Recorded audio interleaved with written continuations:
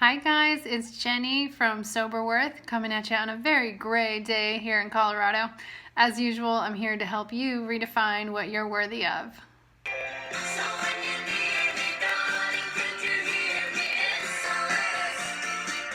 Okay, a sober option for stress. Overhaul your social media. Don't be scared. This is a really, really good idea, so give it a shot.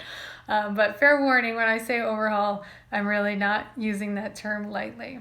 So Tony Robbins' mentor was a guy named Jim Rohn, and Jim would say that we need to stand guard at the doors of our own minds.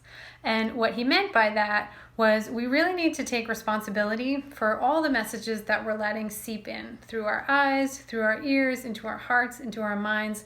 To the best of our ability, we need to be conscious of those messages, and we need to make choices about what we want to come in and what we want to keep out.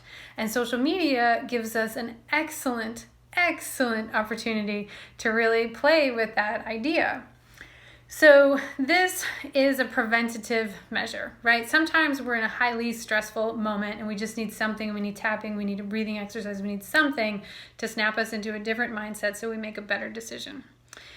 Overhauling our social media is more of a preventative measure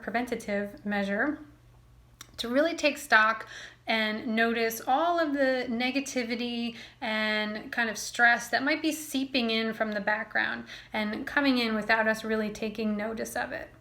So the very first thing to do, which I think would be obvious, is to go through your social media and start taking note of what's negative and just get rid of that because you don't need it. It's not valuable to you in any way. And it's going to be really personal what that means to you. It could be, you notice you have too much fake news. Get rid of all of it. It could just be news in general that you have too much of. It could be friends that you compare yourselves to. There are so many different ways. It could be ads. It could be celebrity gossip. So many things. So just start to take notice of those and delete them all. Okay? This is an overhaul. Delete them all. Next, after you've got what's clearly negative, you want to start to look for what is just dull, what's uninspired, what's repetitive. So much of social media is mundane. Start to sift through it and get rid of it. If it's a mundane friend, just unfollow them. This isn't about unfriending people.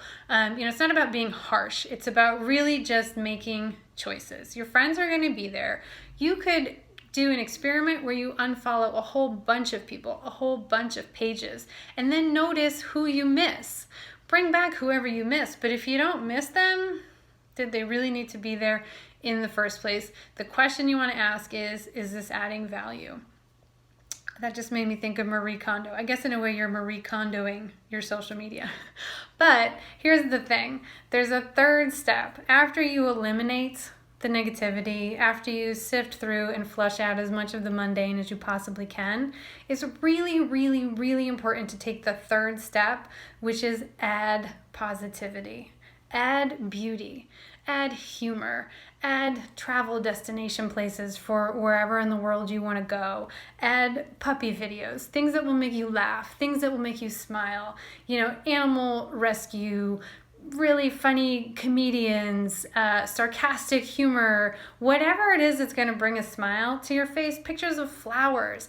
It could be so much, and then interesting things. So bring in, pages that are going to teach you things. What's something you've always wanted to learn about? Bring in pages by all the people who teach those things. Spiritual leaders, inspirational leaders. Get some of those memes going on about how, we got to look on the bright side and there's always something to be grateful for. Social media, it really gets a bad rap for being addictive and negative and playing way too much into this comparison culture. And that is very much true. But I got to tell you, I did a massive overhaul on my social media more than 2 years ago. And my Facebook feed is basically a vision board for my life. I don't know if you can see this over here. I have like a whole vision wall.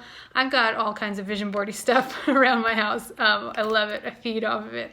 And now Facebook is that for me as well, because every time I open Facebook, I have, something funny, something cute, a beautiful place in the world that I want to go to, and some meme reminding me of, something wonderful happening right now. Another really good one is the Good News Network. I don't want to say what you should follow. Get creative, have fun about it. But the Good News Network is really fun. All right, so give it a try. It's a little bit radical. And like I said, anything that you delete and you miss, you can bring back in. But give yourself a couple weeks to just kind of sit with the negativity being gone, the dull, uninspired, mundane stuff being gone, and the new, positive, fun, etc., beautiful stuff being there. Sit with that for a while. See how it makes you feel. See what you notice, and practice standing guard at the door of your own mind. Like Jim Rohn said, it's incredibly valuable practice, and you can start with social media. All right, thanks so much for tuning in. Live and love and light. I love you guys.